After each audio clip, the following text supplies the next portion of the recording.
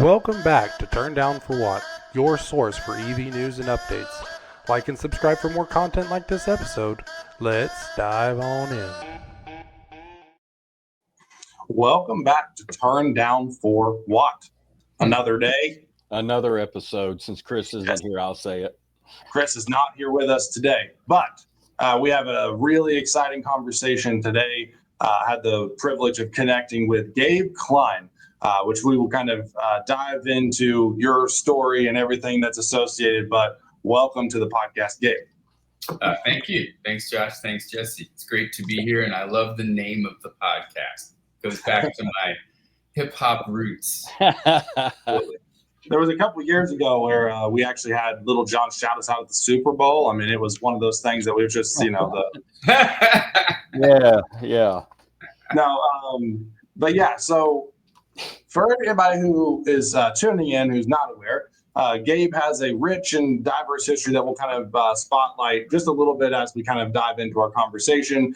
But most recently, Gabe, you served as the executive director of the Joint Office of Energy and Transportation that was established under the former administration, and you helped basically implement and roll out the Nebby program, which is something that we've talked a bit about on the podcast. Obviously, Jesse and I have done some work within the Nebby program, but a really unique history coming from some of the projects that you've worked on.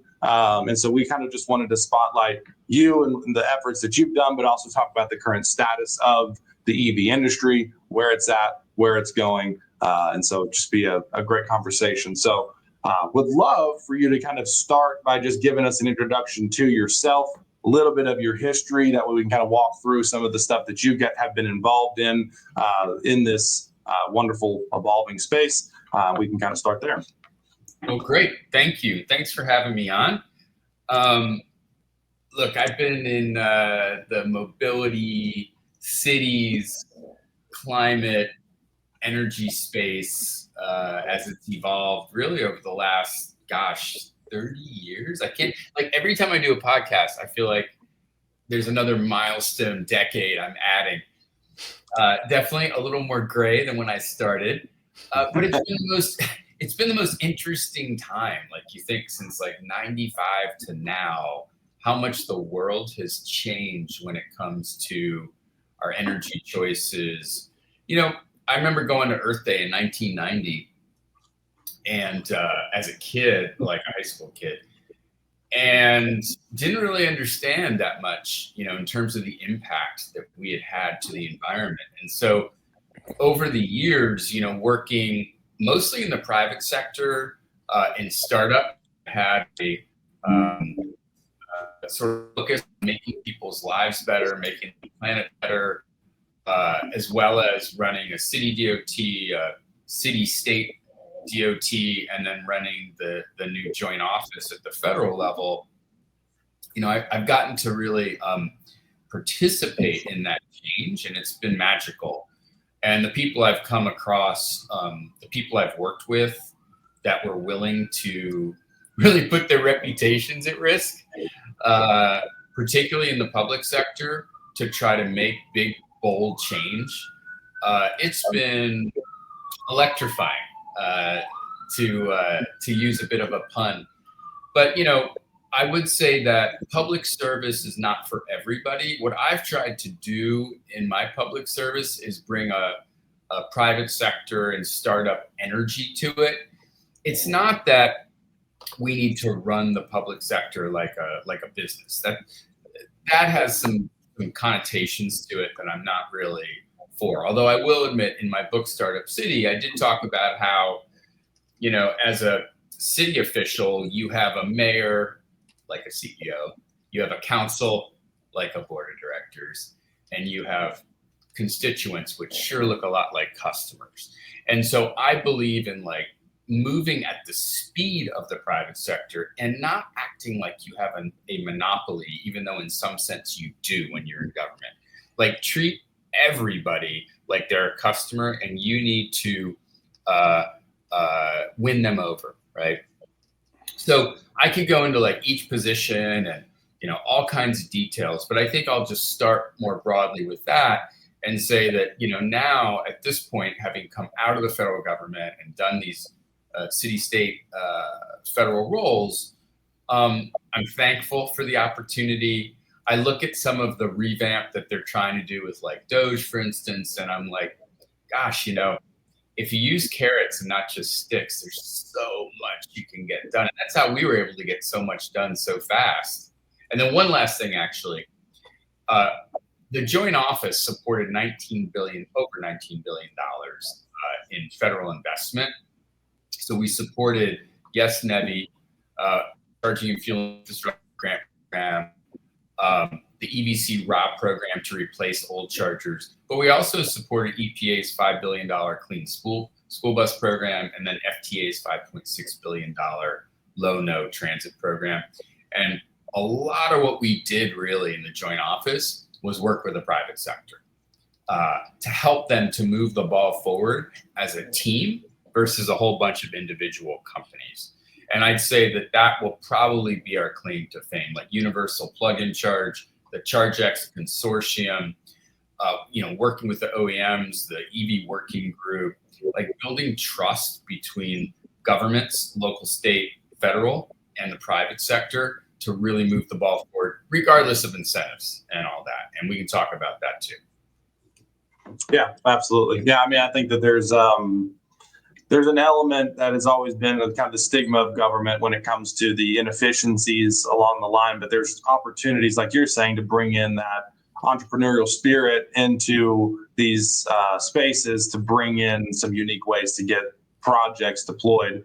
And obviously, there's lots and lots of different variables in place. And obviously you have a diverse amount of experience with your different roles in navigating some of those things, but definitely something that, we saw some of the fruit of the efforts that you were putting into place. And every change and anything that occurs on the upper levels of government affect the different tiers as you kind of work down to the state level. And so it's something that obviously the business ownership via government, if you will, like you were explaining, is something that is it's a specific and daunting task to take on because there's a lot of complexity that's associated with that. Well, let me comment on that, Josh, and hopefully you don't mind if I make this conversational, because I think there is this stigma out there about government being inefficient.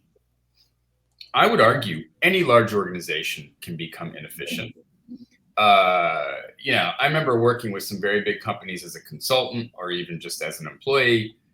Think of IBM 25 years ago, General Electric, they've gone through their ups and downs, but the reality is any large organization has a tendency to start supporting itself and the entrenched interests within it, right? So we tend to think about it as government versus the private sector, but it's really more complex. And I would argue that our country is awfully big with 50 states. Each one of our states is like a European country. Sometimes I think to myself, is our country too big? Do we need to look at the efficiency of how we make decisions across the country? How we decide within the Department of Transportation, for instance, that we're going to support the country through these different modes versus geography versus typology, urban, rural. So there's a lot to get into on that front, but I challenge this idea that it's just about government. I think it's about anything that gets too big without re-examining the governance and the decision-making in the processes. And similar to business, I mean, you have to keep a constant eye on the efficiencies up and down the space. And as, like you said, as you get larger, it's one of those things that it's a much bigger task to oversee that. But, there's like you said, I mean, there's 50 states and there's state governments that are all under the federal government. So there's a lot of complexity behind all that. And it's a dynamic thing to control, but I don't think it's a very simple and easy, clear cut solution on how to run all those different things efficiently.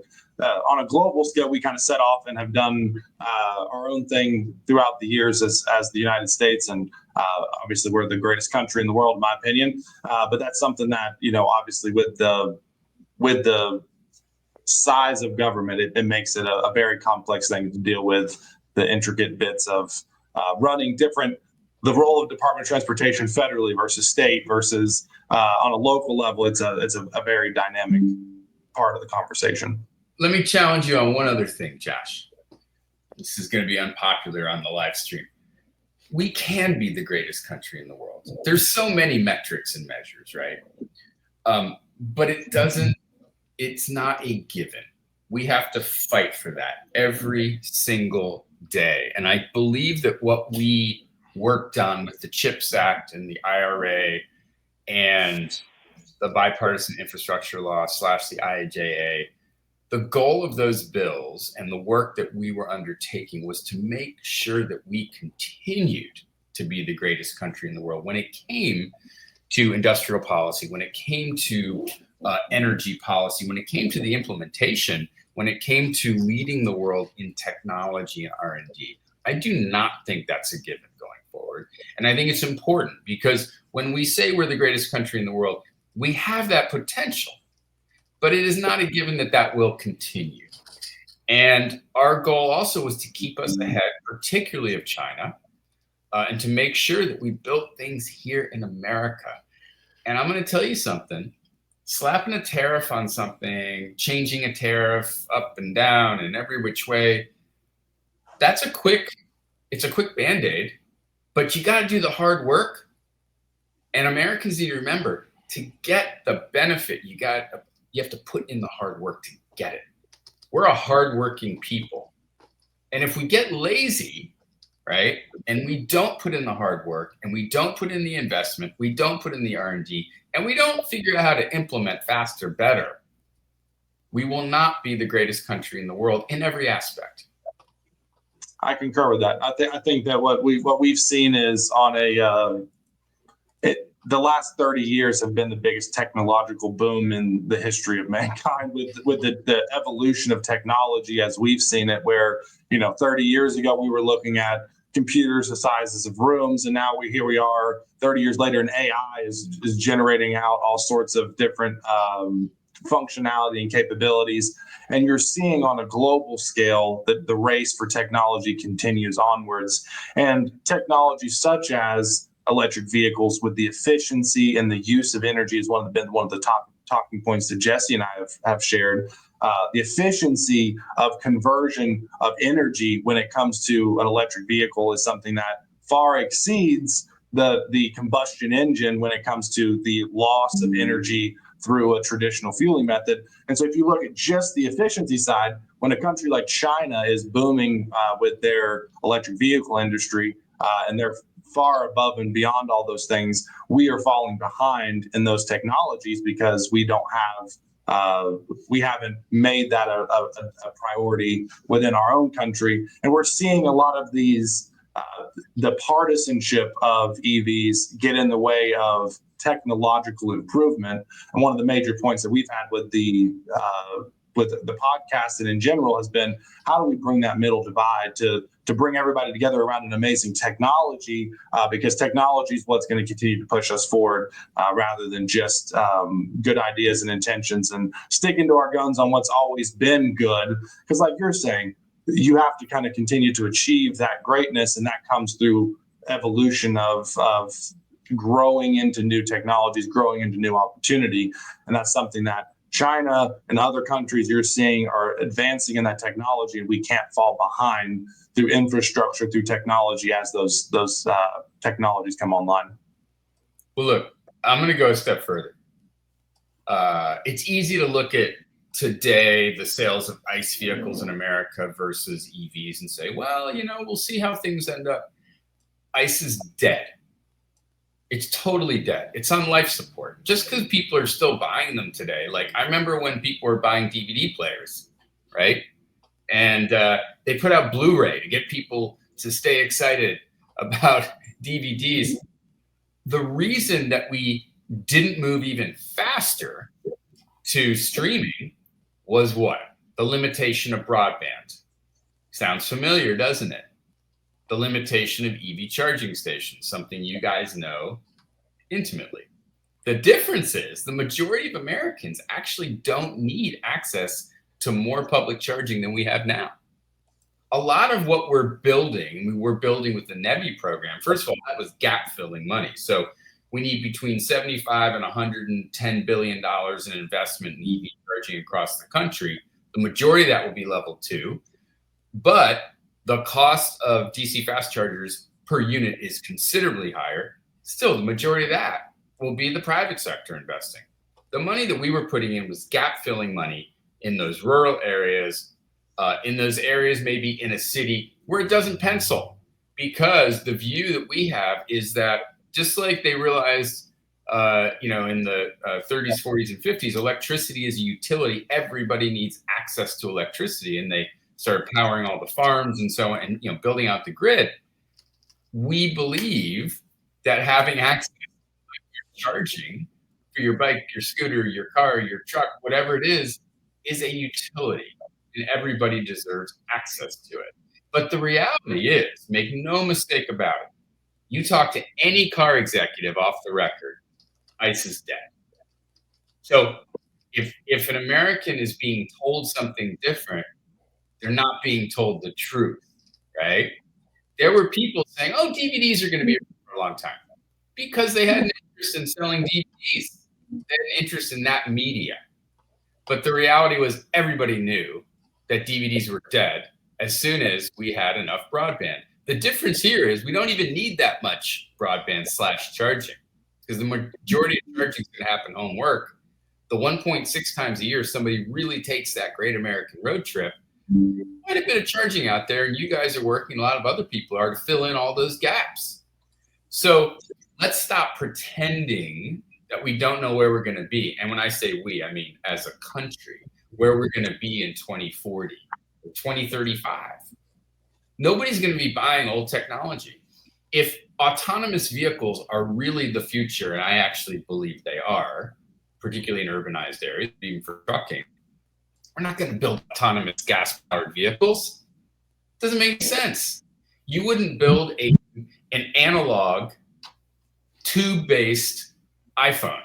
You're just not going to do it, right? You're building on the back of silicon wafers and all of that. So we're not going to build the next generation of AI and autonomous technology, which is what transportation is now, on the back of an analog ICE engine. And everybody knows it. So this is all propaganda, Josh. It's all propaganda. The car companies know it. The government knows it. And I'm out there telling you, like, let's stop fooling people. Not you and me, but let's make sure that we're poking holes in that, because people don't want to go out and buy outmoded technology. It's going to be worthless. And I think that I've got 2 things to say on that. First off, Josh, when you're talking about a computer that fills a room 30 years ago, I had a Commodore 64 in the 80s. It is not that far away, not 30. So you're making me feel a lot older than I am. So I'm going to (8, 1) this into something else and then push run. But the other thing about that I've been looking into is, again, in all energy, we do have fuel, we have oil. Okay, we can't erase one, but one of the arguments I've always been told is our electrical grid can't handle it. Now, we're going to do it regardless with AI, because AI is going to take the electrical grid 10 times, probably more, than what EVs will as that emerges and we start getting more AI systems that do it. But let's look at the basics of creating a gallon of gasoline. And that's something that I've always been trying to look at, because I have an F-150 Lightning, so does Josh. I get about 2.4, 2.5 kilowatts per mile. And then you look at how many kilowatts did it take to make that gallon of gasoline. And, when you do the numbers, you're looking at multiple megawatts per day that a single pump takes in order to extract the oil out of the ground. You're talking about megawatts of power that went into refining, storing, shipping. So even at that, some of the arguments is, I don't want to try to hurt other industries, but I do want to, enlighten people to say, when you have that gallon of gasoline in front of you that you bought, I can drive in my truck 18 miles just on what it took to make that gasoline. I can drive 18 miles on the exact same amount without even talking about what else I can do with the equivalency of that $3 that they have, that I can get an additional 30 some or 40 some miles. So that's one of the arguments that I try. Well, not an argument, it's just a statement. It takes a lot of energy to produce a gallon of gas that other countries won't have to do if they adopt more, and they're going to have more energy to devote to manufacturing. They're going to have more energy to devote to AI. They're going to be further along on reducing their costs for those type of items, where we won't, because we're constantly spending a lot more money to create heat, which is all the majority of the waste product that we have for our current systems. So I 100% agree that the opportunity is there for people to see, because how many people have drove an EV and then got into the EV and then said, oh, this wasn't for me, I made the wrong choice? A lot less than the other. And I think that's one of the big keys here, is once you start realizing a lot of power goes into creation of gasoline, you start realizing that it's not going to be that detriment that you originally thought. Not that we have to get rid of anything, but we can use that energy for something that is more efficient. It's just a matter of mathematics. I mean, I think that we look at in our space. I mean, we're in Tennessee, where there has been traditionally a large. It's regional, but you see there's areas that have really heavily promoted EVs and areas that have been less receptive to that. We're seeing more adoption naturally occurring because I think people are realizing the benefit of that technology. But that's one of the reasons that we wanted to start the podcast in the first place, was just how do you make this a relatable technology, because it just makes sense when you come to it. I mean, if you look at just the economics of owning an EV, it makes sense. But the technology, the maintenance schedules, all of these things have a benefit. And I've said this many a time, and you kind of alluded to it a minute ago, Gabe. The reality is if a company that was efficient in making EVs, such as BYD, was allowed to come into the United States unimpeded, the traditional American OEM would die. That on the vine, it would die. They're already kind of struggling to try to figure out how to get these technologies in place to get EV manufacturing up. But the only reason that EV adoption hasn't really skyrocketed has been the affordability of the vehicle and the availability of the charging station. That's both something that's being improved on now. And so as that improves, the Tesla has been the best seller in the world because it's been an affordable EV. But as you see a Ford Lightning being able to be sold for $45,000 instead of $80,000, then you'll see. I'm seeing a lot more of those on the road now, and that goes across the board with these vehicles. But when you come to BYD bringing in a $15,000 EV, if we had that available in the United States, the traditional American OEM would die.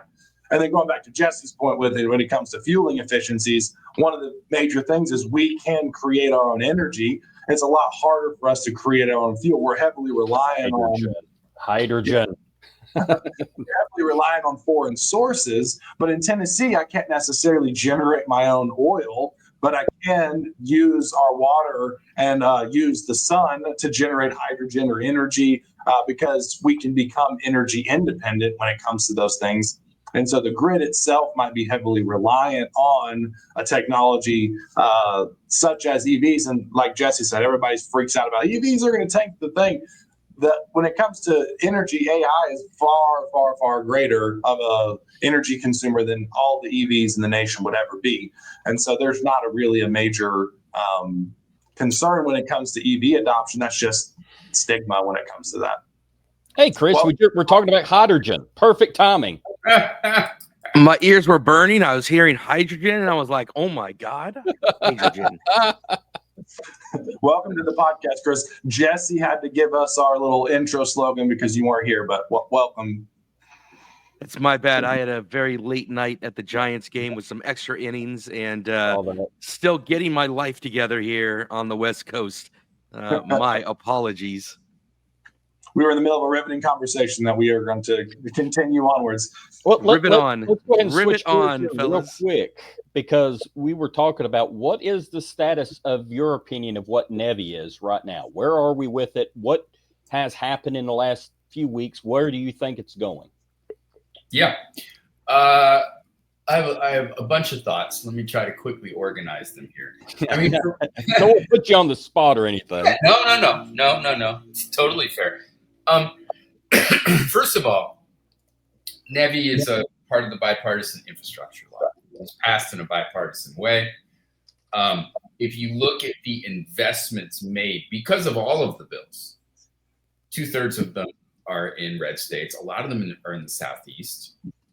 There's a lot of benefits spread throughout the country. So think of it as a continuum here, a chain, if you will. There are jobs being created. There are opportunities being created for people at all levels, right? People coming out of high school, technical schools, community colleges. So there's a lot going on. And that's why I think Nebby is, and not just Nebby, but the IRA and the incentives, they're all tied together. They were really put together in such a way so that you would benefit everybody from the consumer to the investor to the manufacturer and the jurisdiction where the materials are being made for these products. Now, in terms of Nebby specifically, Nebby is a 5-year program. 4 of 5 years of plans were submitted and approved by the states. Now, what that means is when that happens, and the GAO talked about this in their recent ruling, that means that the money is obligated when the plan's approved. And that's the way it was written in the IIJA.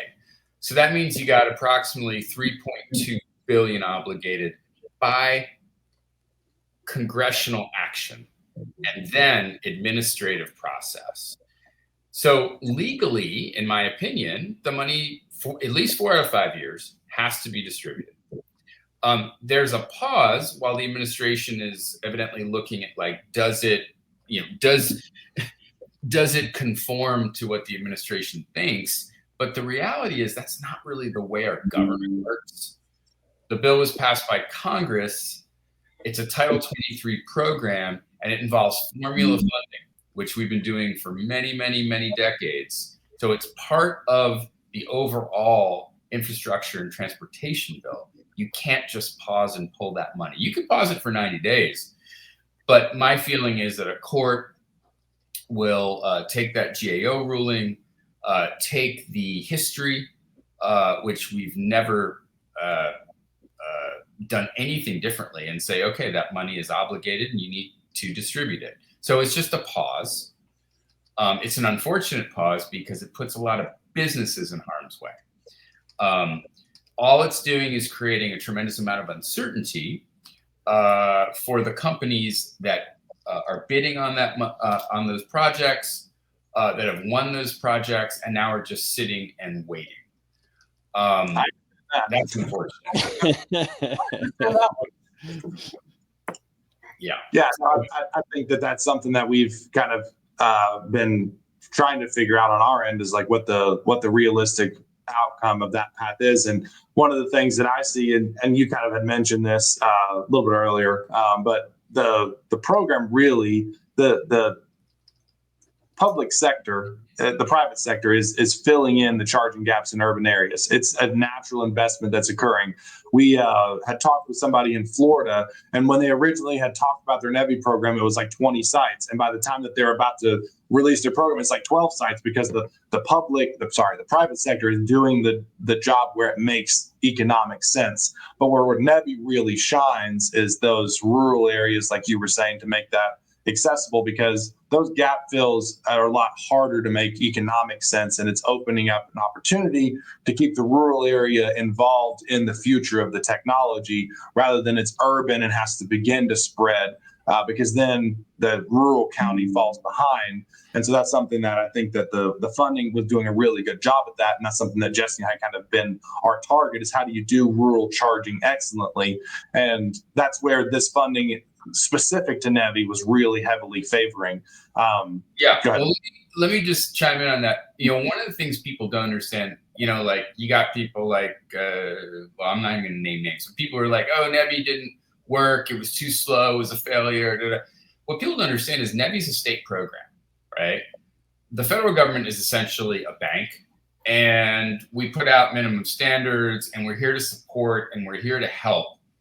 But you had 17, 18 states that were just all about it, working on it. States like Ohio, states like Pennsylvania, Kentucky, Texas, actually, quietly. So there are a lot of states moving, and you got other states like Florida, Wyoming that just honestly haven't done much, right? These are state programs. If people want them to move faster, talk to your state, right? States have all the power. They put out the procurements. In their defense, by the way, they are learning. The state energy offices, the state transportation offices traditionally have not had much of a relationship. So they're having to forge new ties, build new muscle, and really figure this out. But that's why we set a goal of 2030 for 500,000 charging stations. And by the way, it wasn't 500,000 charging stations funded by us. You only need 1,100 DC fast chargers to hit fully built out, which means every 50 miles, 4 ports. Not that many. The bulk of those 500,000 are going to be level 2 chargers. They're going to be private sector funded, but they were stimulated by the investment that the administration and Congress made in these bills, and they all were meant to work together. So you build the chips in the CHIPS Act to power the cars and the stations. You bring manufacturing back to build the actual stations themselves, and then you give consumer incentives to buy what you're building. It's not that complicated, but it took a ton of work to do it together, and Congress stepped up and passed these bills in a bipartisan way. And so that's the hard work. To try to pause it or undo it now when you got China, and by the way, many other countries nipping at our heels, I mean, it doesn't make any sense. It just doesn't make any sense. It doesn't make any economic sense. The only way you can justify it is political dogma and talking points, but that doesn't pay the bills. But our federal budget's $5 trillion. I think a $5 billion allotment to help promote the future of the infrastructure on the roadways is a very minor drop in the bucket when it comes to those things. But also, what we had seen as far as delays had gone is within the states. These states had never dealt with programs that were government to state to private entity. A lot of times when Department of Transportation issued out a grant for a highway or a bridge, they own the bridge at the end of the day. And so the grant mechanism having to go to the private sector through that state made state legislative changes have to take place before they could really effectively launch their program. And there was, like in Tennessee, they were dealing with different laws that had to be changed in order to promote what they were trying to do with the program. And so I think in some states there was actually like groundwork that they had to do to promote that, which is another reason that you saw some of those gaps in timing. Well, because unlike building a bridge and all these DOTs, and I know a lot of these DOT chiefs and the folks that work there, they're wonderful people. They build bridges, they pave roads. But this is more of a public-private partnership, right? Because a lot of the states, they don't want to actually operate and maintain these things. So it's more akin to what like their toll road authority might do, or they might do in a P3 with parking. In fact, cities are more used to doing some of this than states. So you're absolutely right, Josh, that they had to learn new things. It sort of reminds me of like when I was in government in Chicago around 2012, 13, and there were all these SaaS products out there, and government was used to just buying software. And they're like, how do we pay a monthly recurring fee or an annual fee for SaaS products? This is the same sort of thing. But this muscle that they're building pays huge dividends down the road. Just even the ability to understand energy and work with the state energy office, with the energy companies on how to light up the public right of way in lots of different ways. So, yeah. I mean, the good news is that a lot of that muscle was built, and the private sector is going to have to dive in with new funding mechanisms, depending on how long this pause happens, or how much money gets pulled back, or how many incentives. It just makes it that much harder on the American company trying to compete with China or other even European countries. We had one chance. This is my belief. We had one chance to catch up, and we're blowing it. right now. I think what we've seen is there's been a tremendous amount of investment into by companies into the United States, specifically into the Southeast, which is, what you, I guess, would quote as the red belt. But I mean, Rivian and Volkswagen and Ford and all of these companies that are investing into the Southeast, into these energy technologies for battery manufacturing, for EV production. You see Ford with Blue Oval, you have Rivian.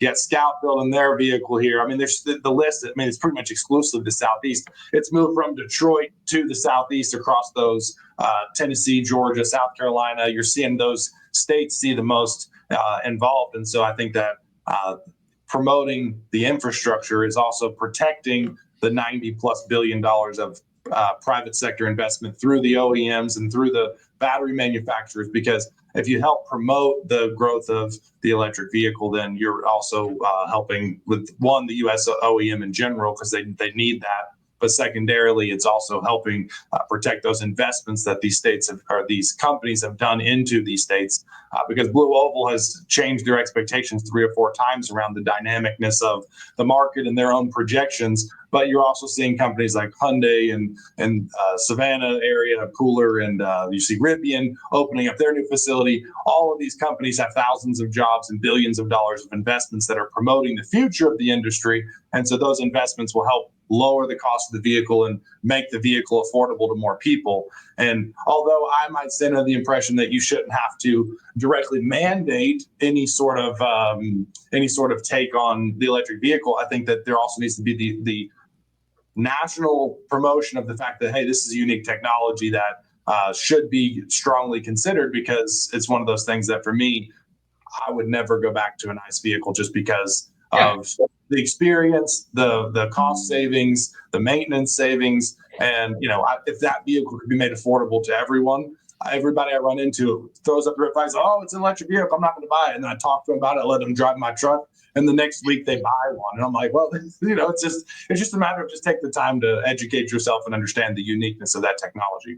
Well, also, we need to stop. And when I say we as a country, not us here in this call necessarily, but we need to stop talking about there's an electric vehicle industry and there's a whatever auto industry. The future of the auto industry is electric. And if we hobble electric vehicles, we are hobbling and killing our own car industry, right? And that's the bottom line. And I think it's really sad if people get fooled into thinking that we can actually be an island of ICE vehicles where the rest of the world moves to electric and autonomous and AI driven, and we're driving around in like 74 Dusters. It's just not, right, Jesse? It's just not going to happen. 74 is not a good year. Let's go 72. 72 Duster. Yeah. I mean, seriously, it's like, it's frustrating because there's so much propaganda out there, and you can ask yourself, well, who benefits from the propaganda financially? But like, the rest of the world's moved on. They moved on. I was in Europe last year. I was in Amsterdam. I was in Paris. I was in London. I met with the national governments. I met with the local and regional governments. I mean, there's no question. There's just no question. It's just a matter of how fast, right? And you look at like Germany, like their auto industry is already in serious trouble because of BYD, right? Because those vehicles are there already. They can't compete. They're shutting down factories. And you can't keep the Chinese out forever. Even with 140% tariff, a $10,000 vehicle is what, $24,000? I feel like everything you say makes logical sense, and but we live in an illogical world as of late, and I get like the branches of government in theory, but it feels like between people being worried about being primaried and people being locked into their tribe, and just in general how one of the branches seems to have kind of, not just this political environment today, but for years now, so much of Congress has kind of acquiesced to the other branch, and it's that pattern has continued for so long that you having navigated this world, everything you say sounds great, but delaying means that some people aren't going to survive long enough for the funds to be released.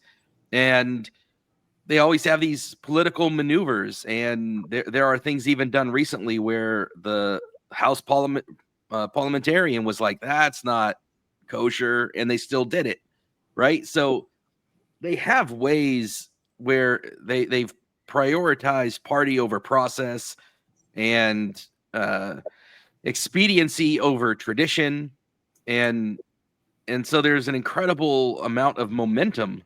And there's that first year is always like the critical time, and they're trying to be as aggressive as they can, and a lot of damage can be done in that time. And I agree with everything you're saying with where China's at, with where the world's at, and America's not known to give a blank about that, right? And I think we lose perspective as Americans. We don't know the places you just named that you've been to. 9 out of 10 Americans could point to a map and find it.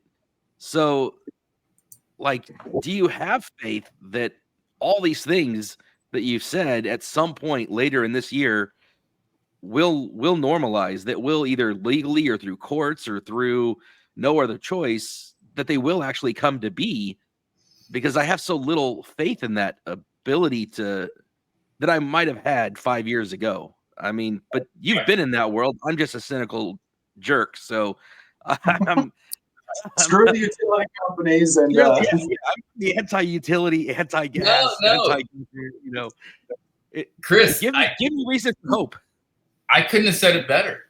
And like, I'm not going to lie to people. I mean, this is the strangest time in my 50 plus years on the planet that I've ever seen. My father, my parents lived through civil rights era. My dad was a civil rights activist and an entrepreneur.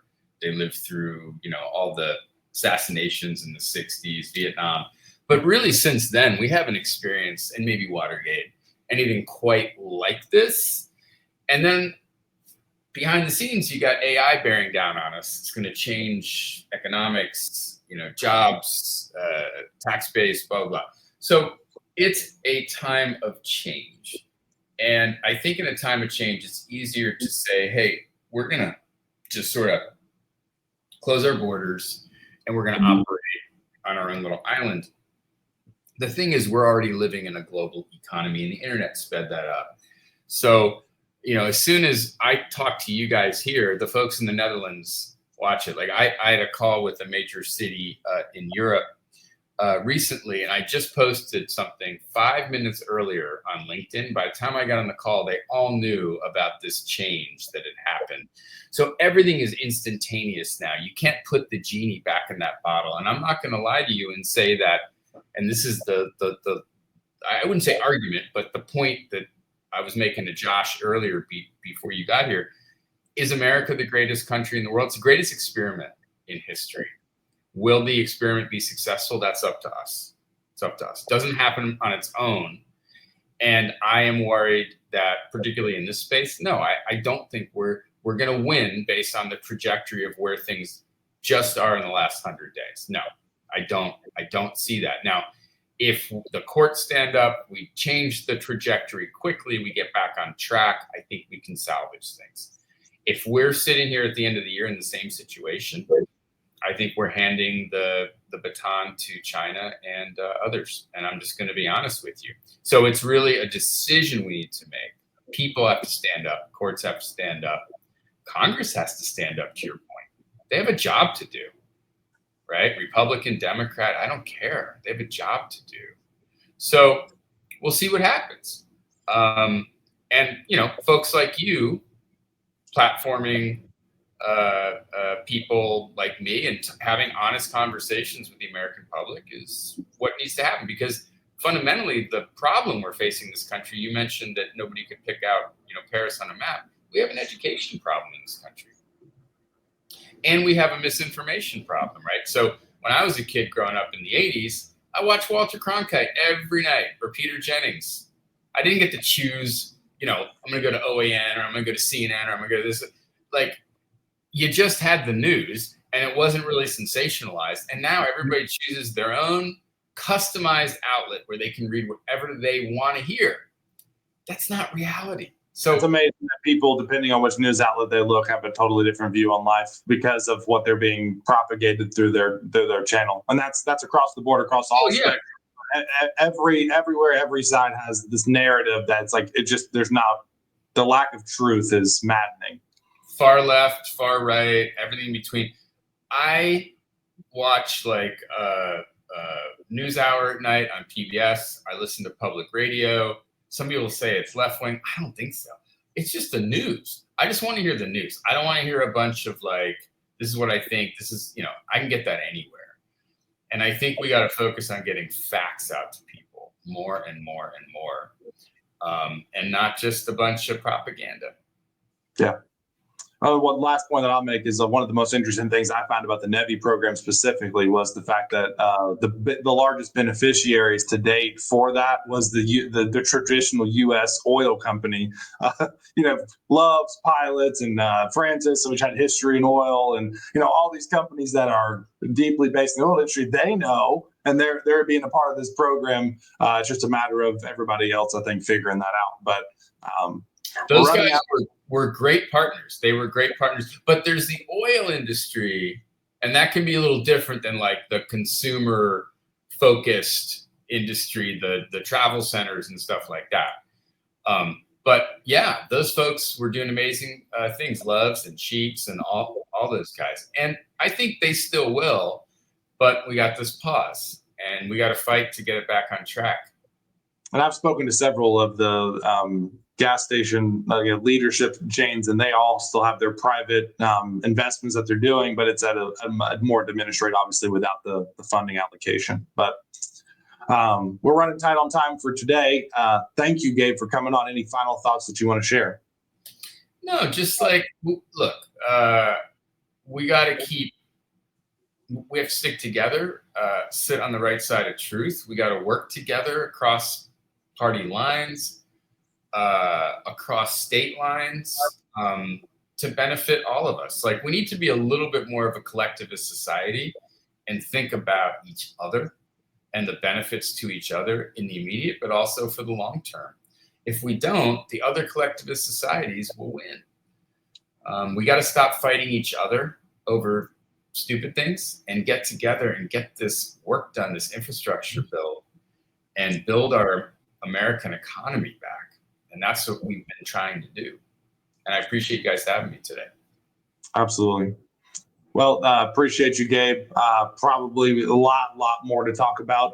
We'll try to have you back on sometime, and we can continue this conversation further, especially as things continue to evolve on a national level. And always great to kind of hear insights from somebody like you that's had upper level experience within the government and helped execute the programs that we are, today living and executing on. We do hope to see that come to fruition, and we will kind of keep in touch on that front. But yeah, that's a great conversation. Thank you so much for coming on. That's been another insightful episode of Turn Down for What. If you have any interest, like and subscribe to the channel. We have more content like this that comes out every week. On Thursday nights, we have a live stream that we host with Chris and Martin and Jace, where they kind of go over some of the more technical details. But for now, it's been another great episode of Turn Down for What. Tune in next week for more EV news and updates. Thanks for tuning in to Turn Down for What. Make sure you're subscribed with your notifications on to tune in to more EV news and updates. See you next time.